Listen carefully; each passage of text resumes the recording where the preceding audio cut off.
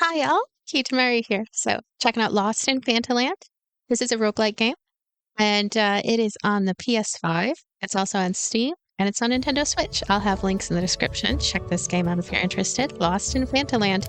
Very cute art style. Kind of reminds me a little bit of Final Fantasy Tactics when it comes to the character designs and the character portraits, which we'll get to soon.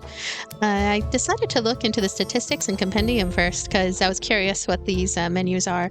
You get an idea as to the longevity of this title looking at these categories and seeing all the different kinds of cards that are possible. So there's a little bit of a story here. There's also some character dialogue, which I'll get into as well. This is a sort of overview, review thingy, post commentary. And the story is very minimal. There's an emphasis on gameplay. So here we go. We're starting with a tutorial level, and we're meeting our main character, you. You are the main character, and a hooded figure who's this kind of just comical entity who is constantly having these little chats with you. Maybe not constantly. It's not overwrought or anything. It's just that this person will keep showing up. They'll keep having little conversations with you, keep being a little bit mysterious, and on patrol by my lord's order. So it's our first enemy. This is an srpg with roguelike features kind of integrated into things. And you'll see shortly that I'm able to move my character with a decent amount of range. It'll show up eventually. Oh yeah, this tutorial, unfortunately, it forces you to go and click on various parts of the UI in order to move forward.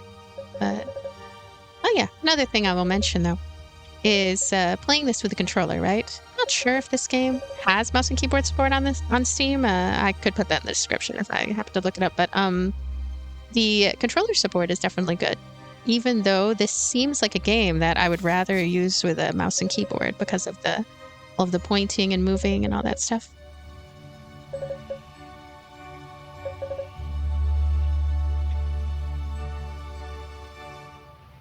So basically, we can use a batch of cards to attack the enemy.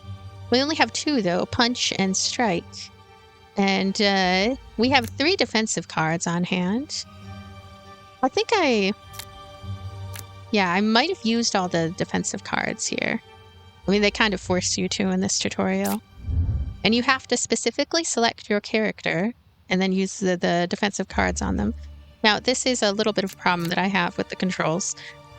See, you only have your character. You never have any other characters. You get to meet other characters across the span of the story, but it's a kind of Toads in the Bayou like situation in that you just have your character and that's it. So I feel like when you select all those defensive cards, there should be some way to automatically just use them instead of having to directly point the mouse pointer at your character. It makes a little more sense for the attacks, though, that, you have to select a particular character, a particular enemy. But even in that case, I feel like there should be some kind of command where you just pick a random one who's near you, because you have to kill them all anyway. And it can get a little bit annoying constantly having to move the pointer over here, move the pointer over there, and all that stuff. It could be expedited with just a few little tweaks, I feel.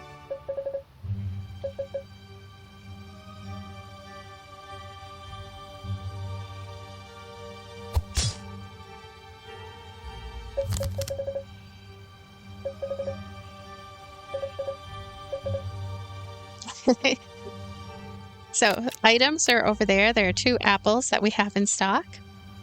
And we use those for healing, just on command. It's really important actually to remember that the items exist. I found myself often forgetting that they even exist, and I would have stuff in my pack that I really ought to use that I didn't even think about using. That's kind of all games though when it comes to that sort of thing.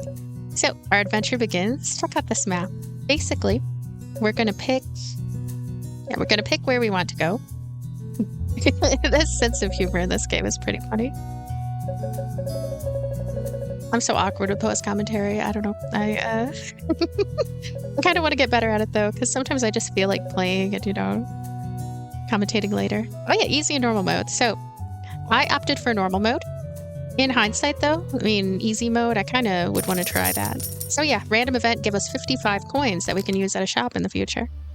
And now we're going into battle. I do like the world map traversal and everything. There's definitely some unique things that can happen, some special events and stuff. And also, they don't create the situation like Pyrene, no offense Pyrene, where you have to be super careful about where you decide to move because you can't go back and circle around. You can go anywhere on the map. Like let's say that you had some corner that you didn't check, right? And then you have a boss in front of you. You're not gonna use up any turns by going back to check other areas. You could like go to any place that's open on the map.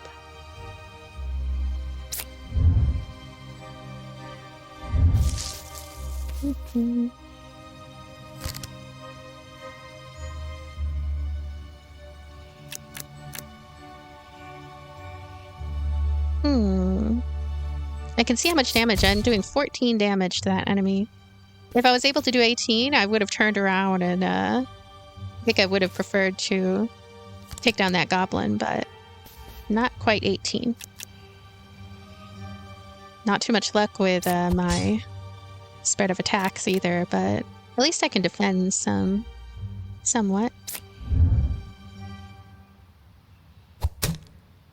And it blocked all the damage that he would have done. He did a whopping 6 damage. Was able to shield it off. Yay! Combat is over. We get gold and we get to pick a card as a reward. So, the cards, right? Right from the beginning. See, I've played 2 runs so far. Right at the beginning, the cards, you can find some really rare ones. And it's really nice. It's really nice that you can come across a wide variety right at the beginning.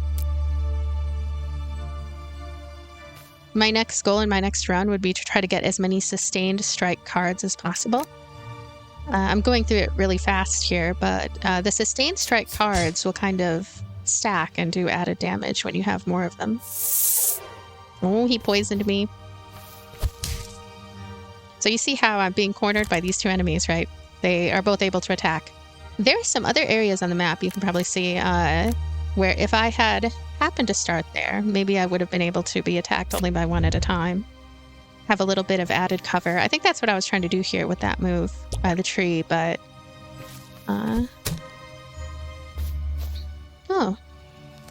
So that little spiky guy, he doesn't have enough range to get over there. It turns out that moving was probably the best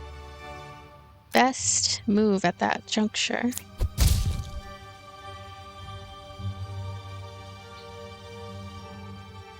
Again, this combat would feel faster if it if it had a little bit extra going on as far as option to take action quickly. It might be there, though, and I just don't know how to use it, so... There we go. There's a bomb over there. Oh, I got hit by the bomb. And then I won. I got hit by a bomb, and then I won. That enemy left a little surprise for me. There's this item called the shovel. I don't know, I might find it soon. Oh, bonfire. 30% of HP recovered. Oh, that is nice. So the bonfires, they show up with regularity. It's a really good thing. Look at those cute baby wolfies. And then, of course, the blue slime. One of the wolves has 10 wolf power. I don't know what that is. And the other has 6 attack. And I still couldn't tell you what wolf power is. I assume it's... Is it their ability to move or something? I don't know. But...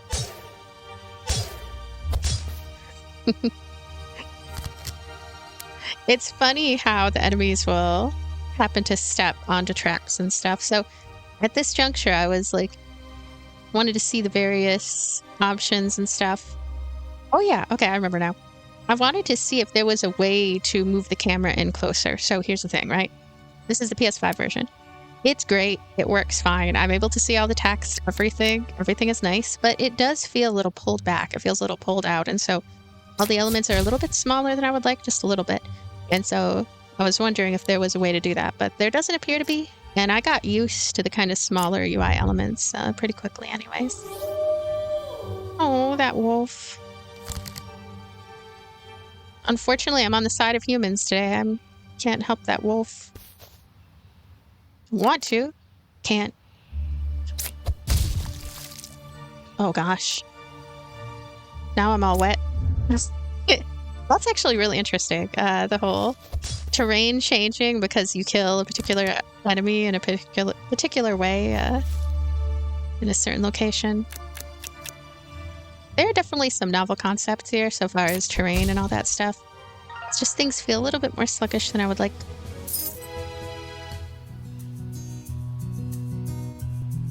Shadowblade. I'm glad I didn't pick Shadowblade, actually. Boots of Courage. Found a chest full of treasures. Huh. So, I should not have done that, what I did just there. What I should have done, instead of using that bonfire, is I should have looped around and kind of done a few more battles and then came back to use the bonfire when I needed it. You always learn things from run to run.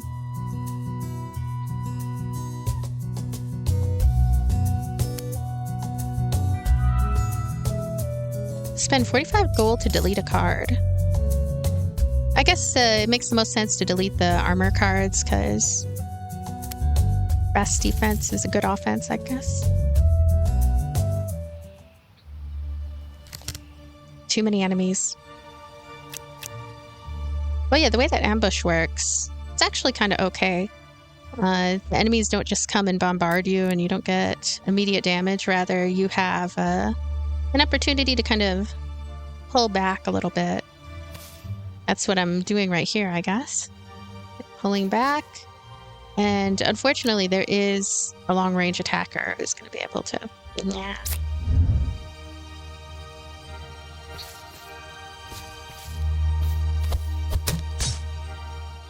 That is strange that that enemy happened to attack and then the other one didn't. That they didn't. I don't know. Oh, never mind. I guess it makes sense because they can't both attack in the same line with tactical games like this.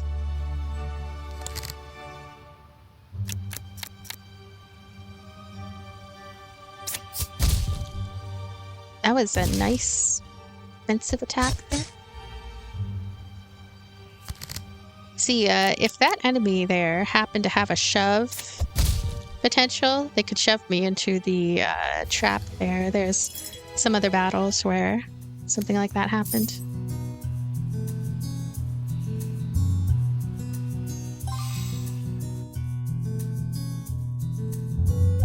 Anyway, that is it for now when it comes to the commentary portion. I still have the gameplay portion.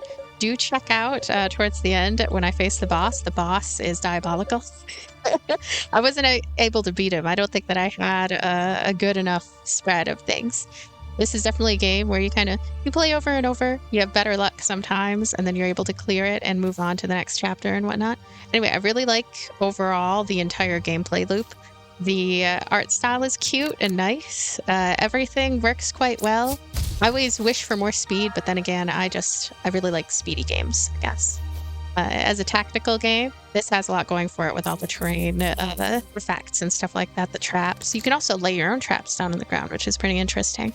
And I like the variety of events that can happen and how each run is going to feel a little bit different. There's more variety than average, I would say, with events and the kind of spread of them and all of that. So anyway, check out this game if you're interested. Links in the description. Lost in Fantaland. I'll see you later. Bye.